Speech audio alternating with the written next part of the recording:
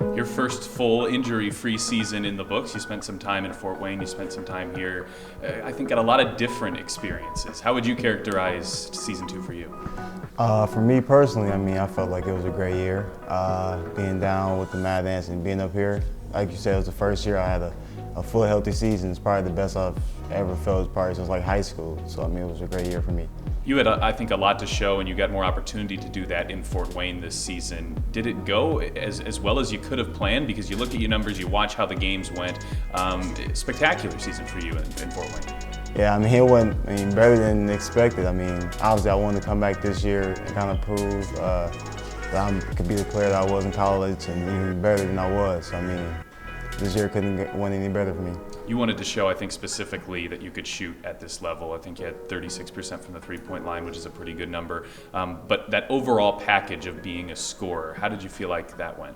That went well. I don't think a lot of people might have known that side of me.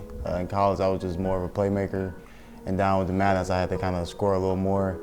And like you said, I wanted to really show that I improved on my jump shot. I still can improve a lot on it. That was one thing I kind of focused on a lot last summer. And I thought, I showed that just a lot.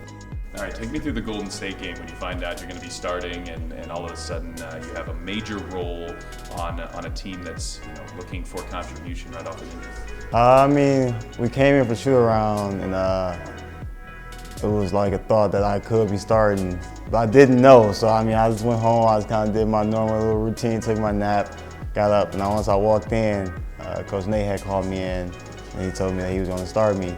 It was kind of weird. I think I was just in the G League like two days ago, maybe even the night before, I don't know, playing the G League game. So for me to come back, start versus the NBA champions, that was crazy. The experience you had in Fort Wayne and up with the Pacers this entire season, is it a great example of what having a G League team can do and having it close by and having, kind of the pairing all under one roof for you, get a lot of on-the-court time, but then also be up here and learn these experiences too? Yeah, I think that's great for a young guy.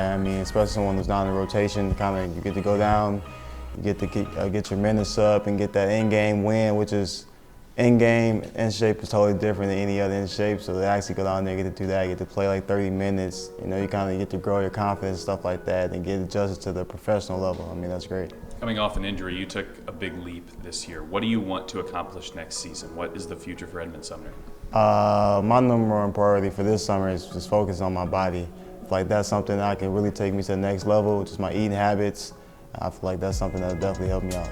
I'm not sure if you look at Twitter, but there was a portion of the fan base that got really behind not just you, but Alizé and TJ and some of the young guys. Do you feel that from the fans when a player like you or some of the young guys gets in and there's kind of a burst of energy from the fan base? No, yeah, definitely. I feel it. I appreciate everything. Definitely for a young guy, just to kind of get the love. You don't have the name as some of the veterans, stuff like that. So for fans kind of notice you and stuff like that and hope for the best for you, that's great.